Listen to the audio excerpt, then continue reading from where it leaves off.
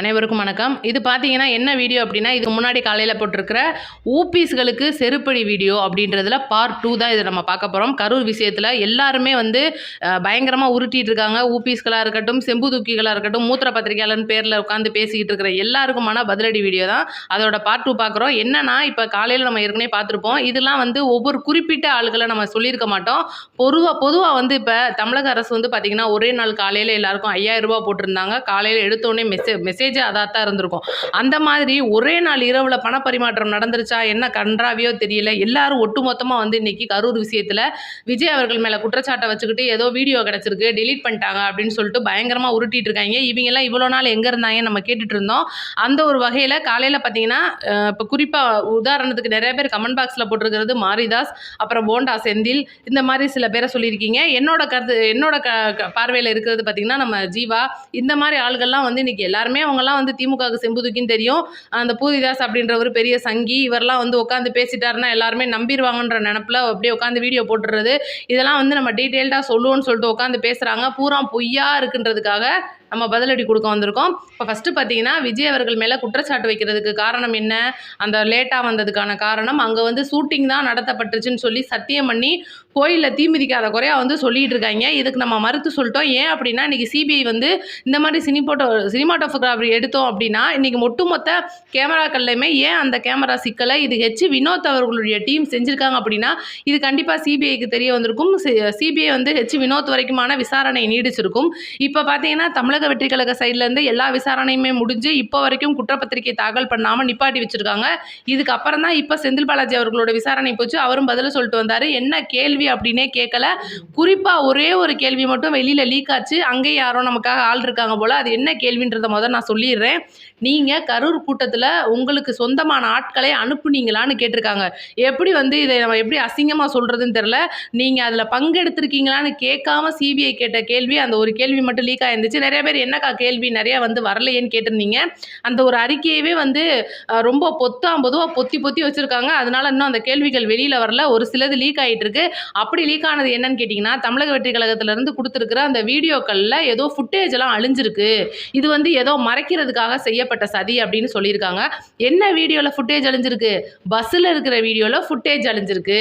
என்ன காரணம்? பஸ்ஸுக்குள்ளே இருக்கிற கேமராவில் இப்போ அங்கே இருப்பாங்க, 2ஆம் கட்ட தலைவர் உள்ளே இருப்பாங்க, திடீர்னு பாத்ரூம் வந்திருக்கும், போயிருப்பாங்க. இந்த வீடியோலாம் நீங்கள் பார்க்கணுமா அப்படின்னு நம்ம ஏற்கனவே இதெல்லாம் கேட்டு முடிச்சிட்டோம். இப்போ இவங்க என்ன காரணத்தை எடுத்து கொண்டு வராங்கன்னா, நக்கீரன் கோபால் ஆல்ரெடி சொல்லிட்டாரு, இது ஜனநாயகர் பட ஷூட்டிங் தான், இந்த படத்துக்காக தான் இந்த சீன்லாம் எடுத்திருக்காங்க. இந்த இருட்டுக்குள்ளே எடுத்தால் தான் அந்த படம் நல்லா இருக்குமா நான் கேட்குறேன். இன்றைக்கி ஒரு படம் எடுக்கிறாங்க, அந்த படத்துக்கான ஃபுட்டேஜ் வேணும்னா அந்த படம் முதல்ல வெளியில் வந்திருக்கணும், அந்த படத்தை பற்றி நம்ம பேசியிருக்கணும். ஏன் இதுக்கெல்லாம் இதுக்கு முன்னாடி ஜெயலலிதா அவர்கள் கும்பமேளாவில் நம்ம கும்பகோணத்தில் மகாமகத்தப்ப போய் இந்த மாதிரி குளிக்கும்போது பல்லாயிரக்கணக்கான பேர் போய் ஆயிரக்கணக்கான பேர் இறந்து போனாங்களே, அந்த நியூஸ் நிகழ்வு நடக்கலையா? 1000 பேர் காயம், 50 பேர் இறந்துருக்காங்க. இந்த மாதிரிலாம் சம்பவங்கள் நடந்திருக்கு. ஆனால் கரூர் சம்பவத்தை பொறுத்த வரைக்கும் செயற்கையாக உருவாக்கப்பட்ட சதி அப்படின்றது இன்றைக்கி சிபிஐ விசாரணையில் தெளிவாக தெரிஞ்சிருச்சு. ஒரு சில பேரோட அந்த ஒரு கருத்து கணிப்பின்படி இவங்க யாரெல்லாம் சம்மந்தப்பட்டிருக்காங்கன்னு சிபிஐக்கு அறிக்கை போயிருக்கு. அவங்க சைட்லேருந்து எடுத்த தகவல் படி அங்கே இருக்கிற அந்த ஆம்புலன்ஸ், இப்போ விஜய் அவர்கள் பேசும்போது பார்த்தீங்கன்னா ஆம்புலன்ஸ் கிராஸ் ஆகிருக்கும், இதெல்லாம் டிவிக்கு ஆம்புலன்ஸ்னு அவரே சொல்கிறாருன்ற மாதிரி சிபிஐயில் சொல்லியிருக்காங்களாம்.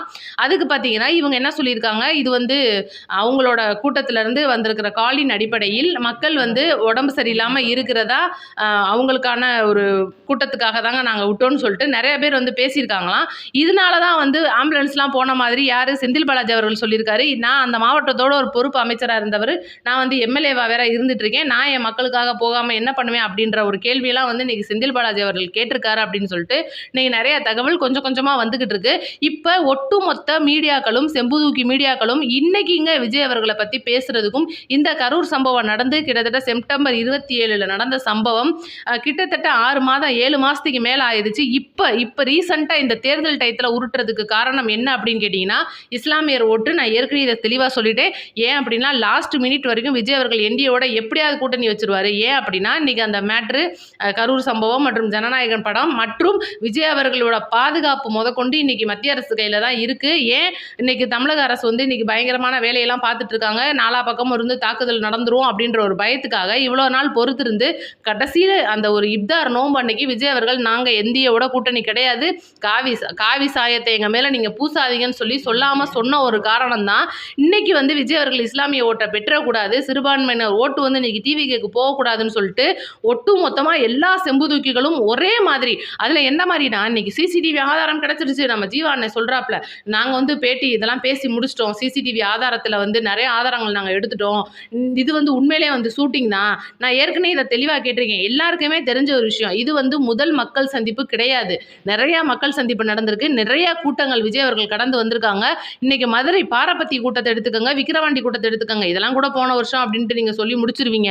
இருந்தாலும் கூட திருவாரூரில் வராத கூட்டமா, நாகப்பட்டினத்தில் வராத கூட்டமா, திருச்சியில் வராத கூட்டமா, அரியலூரில் வராத கூட்டமா, இன்னைக்கு இந்த கூட்டத்தெல்லாம் தாண்டி தான் கரூரில் எடுக்கணுமா? அந்த வேலுச்சாமிபுரம் அப்படின்றது எவ்வளோ சின்ன இடம், இதை பற்றி நம்ம ஏற்கனவே டீட்டெயில்டாக பேசியிருக்கோம். இருந்தாலும் கூட சில மரமண்டைகளுக்கு ஏறலை, இதுக்காக தான் இந்த ஒரு வீடியோ. இன்னைக்கு வந்து தமிழக வெற்றி கழகத்திலேருந்து சிபிஐயில் கொடுத்த ஆதார வீடியோக்களில் சில அழிஞ்சிருக்கு, இது வந்து என்ன நடந்திருக்கும், அப்போ அந்த வீடியோ ஃபுட்டேஜில் என்ன இருக்குது அப்படின்னு சொல்லி கேட்டிருக்காங்க.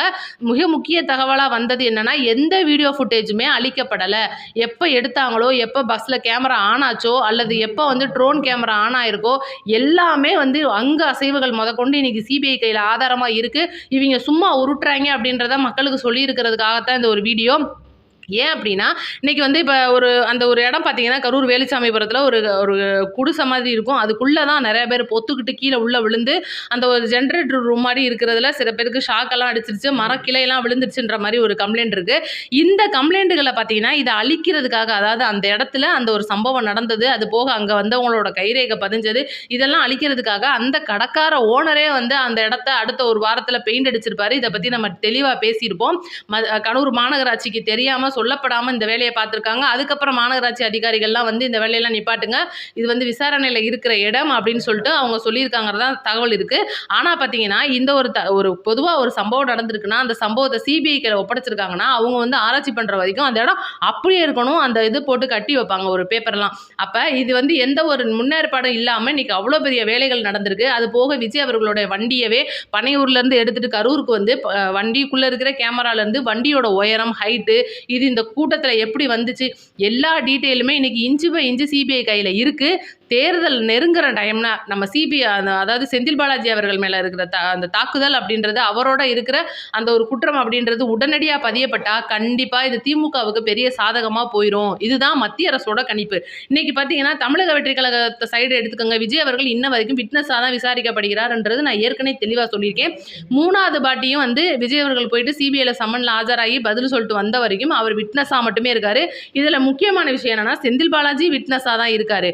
ஆனால் இப்போ வரைக்கும் விசாரித்த எல்லாருமே விட்னஸ் ஆகிருக்கும்போது குற்றவாளிகள் பார்வை எப்படி வரும் அப்படின்னா, இன்னைக்கு இந்த சம்பவம் நடந்திருக்கு, இந்த சம்பவத்துக்கு யார் காரணம், இந்த இடத்த யார் கொடுத்தா, இவ்வளோ கூட்டத்தை தாண்டி யார் உங்களை அனுமதிச்சா, இந்த கூட்டத்துக்குள்ள அனுமதிச்சதுக்கு அப்புறமா நீங்கள் வந்து பாதுகாப்பாக உணர்ந்திருக்கீங்களா, உங்களுக்கு சுற்றி இருக்கிறவங்க உணர்ந்து பாதுகாப்பாக இல்லைன்னும் போது நீங்கள் ஏன் பேச போறீங்கன்னு சொல்லிட்டு இன்னைக்கு என்னதான் பாதி தவறு வந்து இன்னைக்கு டிவிகே சைடில் இருந்தால் கூட ஒட்டுமொத்த தவறும் வந்து இன்னைக்கு தமிழக அரசு மேலே தான் டிவிக்கு வந்து குற்றம் சாட்டியிருக்காங்க. இதுதான் வந்து முக்கிய சாட்சியாக இருக்குது. இந்த இடத்துல செந்தில் பாலாஜி ஏன் வந்தாருன்னு எல்லாரும் கேட்ட கேள்விக்கான ஒரே பதில், விஜய் அவர்கள் அந்த ஒரு பாட்டு பாடினது இதுக்கு முன்னாடியே அவங்க ஆள் செட்டப் பண்ணி வச்சுருக்காங்க அப்படின்றது ஒரு சின்ன தகவல். ஏன் இந்த தகவல் எப்படி வந்துச்சுன்னு நீங்கள் கேட்கலாம். இப்போ ஆம்புலன்ஸ் நான் ஏற்கனவே சொன்ன மாதிரி ஆம்புலன்ஸ் எல்லா ஆம்புலன்ஸும் ஒட்டுமொத்தமாக அங்கே வந்தது, அங்கே அனைத்து டாக்டர்களின் சங்கமமாக அந்த ஹாஸ்பிட்டல் மாறினதெல்லாம் என்ன காரணம், சேலத்தில் ஒரு டாக்டர்களின் ஒரு மீட்டிங் மாதிரியா போட்டு அவங்க வந்து ஒட்டுமொத்தமாக அங்கே வந்து ஆஜராயிருக்காங்க. அதுக்கப்புறம் இந்த சம்பவம் நடக்குது. அவங்க உடனே இங்கே மொத்தமாக ஒரு பஸ்ஸில் ஏறி வந்திருக்காங்க. நைட்டோட நைட்டாக 41 பேரை வந்து உடல் கூறு ஆய்வு பண்ணியிருக்காங்க. இதுக்கப்புறம் பார்த்தீங்கன்னா அந்த மறுநாள் பார்த்தீங்கன்னா ஒவ்வொரு தலைவர்களாக வர்றதுக்குள்ளே உடல்களை கொடுத்து முடிச்சு அடக்கம் பண்ணினது எப்படின்னா பாதி பேரை புதைச்சிருக்காங்க. அதாவது சாதி சம்பிரதாயங்களின் இதெல்லாம் மீறி முக்காவாசி உடல்கள் எரிக்கப்பட்டது அப்படின்றது தான் உண்மை. அதுக்கப்புறம் பார்த்தீங்கன்னா சில தலைவர்கள் வந்து அந்த மரியாதை செலுத்துறதுக்கு சில உடல்கள் இல்லை, இருக்கிற உடல்களுக்கு மரியாதை செலுத்திட்டு கிளம்பியிருக்காங்க. நைட்டோட நைட்டாக துபாயிலேருந்து நமது உதயநிதி அவர்கள் பிரைவேட் ஜெட்டில் வந்திருக்காப்புல, உடனடியாக போயிருக்காப்புல. இதுக்கு எல்லாமே இன்னைக்கு சிபிஐ கையில் இருக்கும்போது எல்லாருமே வந்து இன்னைக்கு உட்காந்து மக்கள்கிட்ட உருட்டுறாங்க. இந்த தேர்தல் டைமில் மக்கள்கிட்ட தமிழக வெற்றி கழக தலைவரை தப்பாக காட்டுறதுக்கு இன்னைக்கு பயங்கர உருட்டல் வேலைகள் நடந்துக்கிட்டு இருக்கு. இதுக்கு நான் ஒரே ஒரு சின்ன கேள்வி, இன்னைக்கு இந்த ஜனநாயகன் படத்தில் நீங்கள் சொன்ன மாதிரி எதுவுமே இல்லை. இந்த சினிமாட்டோகிராஃபி அப்படின்ற கேமரா வந்து அந்த கூட்டத்தை கவர் பண்ணுறதுக்கும், இப்போ ஒரு தலைவர் இருக்காருன்னா அந்த தலைவரோட ஃபைல்ஸில் போட்டு வைக்கிறதுக்காக எல்லா கூட்டமும் எடுப்பாங்க. அதுதான் வந்துட்டு இன்னைக்கு டிவிலையும் வந்து பாலிமர் நியூஸ்லேருந்து எல்லா நியூஸ்லையும் ஒளிபரப்பாகிக்கிட்டு இருக்கு. அது போக டிவிக்கு அஃபிஷியல் சேனல்லையும் இதில் காட்டப்படாத சில காட்சிகள் இருக்குது. ட்ரோன் காட்சிகள் அப்படின்றது சேகரிக்கப்பட்டிருக்கு. இது போக பார்த்தீங்கன்னா அவங்கவுங்க தனித்தனியாக அவங்களோட கேமராக்களில் எடுக்கிற ஃபோட்டோக்கு இருக்குது, செல்ஃபோனில் எடுக்கிற வீடியோ இருக்குது. இது போக நிறைய மீடியாக்கள் தனிப்பட்ட முறையில் சேகரித்து வச்சுக்கிட்டு இருக்காங்க. இப்படி இருக்கும்போது இவ்வளோ காட்சிகளையும் மீறி நடந்திருக்கிற தப்பு அப்படின்னா அது எங்கே இருக்குது? சுற்றி முளைச்சு பார்த்தீங்கன்னா ஒரு பெரிய கட்டடம், அந்த கட்டடத்தில் இருக்கிற டாக்டர்ஸ், இதெல்லாம் வந்து உங்கள் ஞாபகத்தில் வரும். இதை நான் ஏன் சொல்ல வரேன்னா, இன்னைக்கு அந்த ஆம்புலன்ஸில் நடந்த சந்தேகத்தை தான் நிறைய பேர் எழுப்பிட்டு இருக்காங்க. இது தகவலின் அடிப்படையில் தமிழக வெற்றி கழகத்திலிருந்து கொடுக்கப்பட்டிருக்காங்க. 2ஆம் கட்ட தலைவர்கள் முதற்கொண்டு விசாரிக்கப்பட்டு அவங்கள்ட்ட இருந்து பெறப்பட்ட வாக்குமூலங்கள் மற்றும் பஸ்ஸுக்குள்ளெல்லாம் வந்து என்ன நடந்துச்சு, இவ்வளோ மேட்ரு என்ன, அதாவது விஜய் அவர்கள் வந்து உள்ளே வரும்போது என்னெல்லாம் வந்து போலீஸ்காரங்க இதுக்குள்ளே வந்து நீங்கள் வரக்கூடாதுன்னு, அதாவது ஆதவ அர்ஜுனா வந்து இங்கேனே நாங்கள் நின்றுறோம் அப்படின்ட்டு விஜய் அவர்கள் மூலியமாக கேட்கப்பட்ட கேள்வி கூட இல்லை. உங்களுக்கு ஒதுக்கப்பட்ட இடத்துல தான் நீங்கள் நிற்கணும்னு காவல்துறை அதிகாரிகள் சொன்னதாகவும் அதில் தகவல் சொல்லியிருக்காங்க. அப்படி இருக்கும்போது இந்த ஒரு தவறு அப்படின்றது எப்படி விஜய் மேலே மட்டுமே நீங்கள் குற்றம் சாட்டலாம்? இவர் வந்து லேட்டாக வராரு. இப்போ நாமக்கல்லில் பார்த்தீங்கன்னா ஒரு மக்கள் சந்திப்பு நடக்குது, பயங்கர கூட்டம். அந்த பயங்கர கூட்டத்திலே விஜய் அவர்கள் பேசுறதுக்கே கிட்டத்தட்ட நாமக்கல்லே லேட் ஆயிடுச்சு. நாமக்கல்ல காவல்துறைக்கு நன்றி சொல்லியிருக்காரு. நாமக்கல்லேருந்து கரூர் வந்திருக்காரு. கரூர் நெடுக மக்கள் நிகழ்வு, மக்களோட சந்திப்பு. அந்த மக்கள் சந்திப்பை தாண்டி இன்னைக்கு கரூர் வந்திருக்காரு. இதில் எந்த இடத்துலையுமே விஜய் அவர்களோட வண்டியை போட்டு அவர் ஓய்வு எடுக்கல. இது எல்லாருக்குமே தெரியும். ஒரு ஃபுல் அண்ட் ஃபுல் வந்து லைவ்ல இருக்கு. இன்னைக்கு அவர் எங்கேயோ ஒரு இடத்துல போட்டுட்டு ஓய்வு எடுத்துட்டாரு, மக்கள் அங்கே காத்து வெயிலில் கிடக்காங்க அப்படின்னு நீங்கள் சொல்லலாம். ஒவ்வொரு டைமும் அந்த மாவட்ட காவல்துறை, மாவட்டம் மற்றும் அந்த செயலாளர்கள் வந்து அறிவுறுத்திக்கிட்டே இருக்காங்க. விஜய் அவர்கள் நாமக்கல்லேருந்து இப்போ தான் கிளம்பியிருக்காங்க, நீங்கள்லாம் தயவுசெய்து கலைஞ்சு போங்கன்னு சொல்கிற ஃபுட்டேஜ் கொண்டு இன்றைக்கி சிபிஐ கையில் டிவி கையிலேருந்து கொடுத்துருக்காங்க. நீங்கள் சாப்பாடு தண்ணி எல்லாமே வந்து அரேஞ்ச் பண்ணி வச்சுருக்கீங்களா, உங்களுக்கு தேவையானதை கொடுத்துருங்க. அதை விட ரொம்ப முக்கியமாக இன்றைக்கி டிவிகே சைடில் தப்பே இல்லை அப்படின்ற ஒரு இடம் வந்து பார்த்திங்கன்னா வழிகாட்டுதலின் நெறிமுறைகள் என்னென்னா, எல்லா கட்சியும் தன்னோட கூட்டத்தை காட்டுறதுக்காக வாங்க வாங்கன்னு அழைக்கும் போது இவங்க பள்ளி குழந்தைகள்லேருந்து சின்ன குழந்தைங்க வரக்கூடாது, கர்ப்பிணி பெண்கள் வரக்கூடாது, முதியவர்கள் வரக்கூடாது, மாற்றுத்திறனாளிகள் வரக்கூடாது, நீங்கள்லாம் வீட்டில் உட்காந்து பாருங்கன்னு ஒவ்வொரு நிகழ்வுலையும் இன்னைக்கு கட்சி சார்பில் அறிவுறுத்திக்கிட்டு இருக்காங்க. இந்த அறிவுறுத்தலின் மீறி வந்த பொதுமக்கள் மேலே பாதி தப்பாக போகுது. இது ஒரு பக்கம் இருந்தாலும் தன்னுடைய கை குழந்தைகள், நான் ஏற்கனவே சொன்ன மாதிரி தன்னோட கை குழந்தையை தூக்கிட்டு வந்தது அந்த பெற்றவங்க தப்பு அப்படின்றது தப்பு தான். இது யார் மறைச்சாலும் இது வந்து எப்போவுமே தப்பு உண்மை ஆகாது.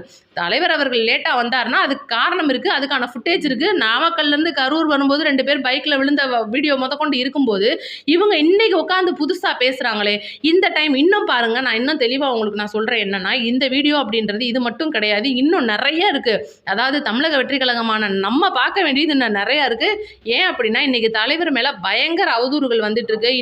இன்னும் பார்த்தீங்கன்னா இன்றைக்கி இந்த குடும்ப பிரச்சனைலாம் வந்து இன்னும் பூதாகரமாக கிளம்ப போகுது. இன்னும் யாரோ வந்து பேட்டிலாம் கொடுக்க போகிறாங்க. கட்சியிலேருந்து வேட்பாளர் பட்டியல் அறிவிச்சதுக்கப்புறமா அதிகபட்ச பேர் வந்து இன்னைக்கு இந்த ரஞ்சனா நாச்சியார் மாதிரி வந்து பேட்டி கொடுத்து எங்களுக்கு மரியாதை இல்லை, நாங்கள் கட்சி விட்டு வெளியே வந்துட்டோம், எங்களுக்கு சீட்டு கொடுக்கல. அதுக்கு உண்மையை நான் சொல்லிட்டேன். அவங்க ராமநாதபுரம் மாவட்டம் கேட்டிருக்காங்க, விஜய் அவர்கள் கொடுக்க மாட்டேன்ட்டாரு. அதுக்கு காரணம் கட்சிக்கு உழைச்ச ஒருத்தவங்களுக்கு மட்டும்தான் வந்து பதவி. அடிமட்ட தொண்டர் மட்டும்தான் இன்னைக்கு தமிழக வெற்றி கழகத்தில் இருக்க முடியும். நீங்கள் மேலோட்டமாக வந்துட்டு புள்ள மேய்ஞ்சிட்டு போகிறதுக்கு நாங்கள் ஆள் கிடையாதுமான்னு சொன்ன உடனே அவங்களுக்கு பொசுக்குன்னு கோவம் வந்து குற்றம் சாட்டிட்டு கிளம்பி போயிட்டாங்க. இந்த நிகழ்வுன்றது அது எல்லா கட்சியிலும் இருக்கிறது. ஆனால் விஜய் அவர்களை அடிமேல் அடிக்க இன்னைக்கு தமிழக வெற்றி கழகம் அசுர வேகத்தில் வளர்ந்துகிட்டு இருக்கு அப்படின்றது மட்டும்தான் உண்மை.